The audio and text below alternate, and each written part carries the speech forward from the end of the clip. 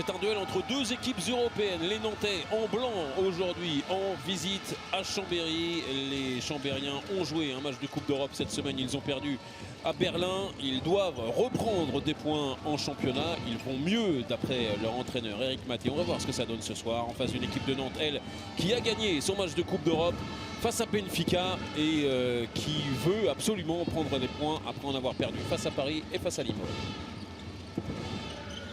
Julien Boss et Emric Min avec Rakovnicek qui essaye de passer le stop. Emric Min dans une position de demi-centre et derrière ça circule bien vers l'aile droite de Kaolde Odriozola.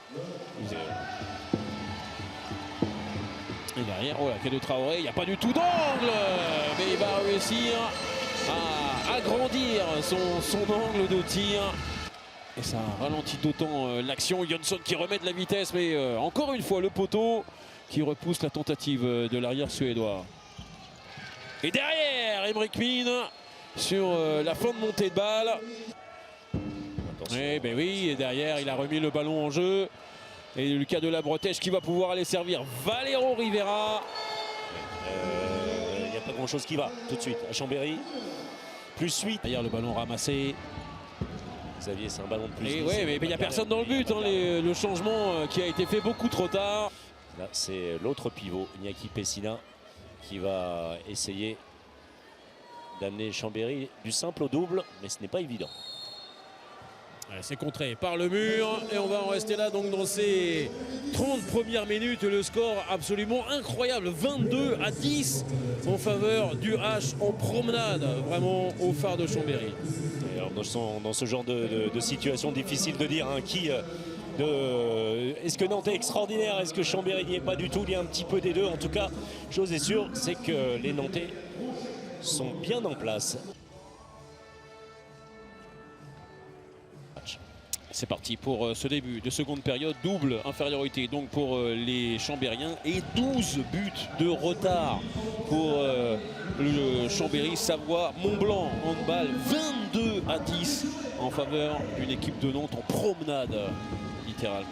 Et Antoine Doya déjà le bras levé. Qui essaye d'y aller, qui va y aller jusqu'au bout. Voilà des petits appuis. Hughelm, le Suédois. Oh, voilà, passe magnifique, mais derrière, la parade. Parce que derrière, il y a aussi un X. Gérer ses efforts. Voilà. C'est pas endiablé pour l'instant. Emric Min, là, la cartouche, après le long temps de suspension. Pourtant, là, le contre est en place. Hein. C'est celui d'Hugo Brouzet, hein, je le rappelle. Hugo Brouzet. Le contre est en place. Il va de côté du contre. C'est-à-dire que le gardien va, logiquement, Philippe Ivic, de ce côté-là. Alors, insuffisamment, certes, mais ça va vite. Oui. Le jeu à l'intérieur, c'est ce qui fonctionne. Le but spectaculaire d'Hugo Brouzet. Joli but pour terminer. Côté chambérien, Théo Avlanche de Mouge, peut-être pour un dernier but pour les Nantais. Eh bien, on va marquer encore une fois le dernier but pour Théo Avlanche de Mouge, l'ancien Dunkerquois. Et promenade en première période. Promenade confirmée en seconde, 39-25. Ils ont marqué 39 buts exactement comme la saison dernière. Les Nantais qui s'imposent très largement, encore une fois, à Chambéry.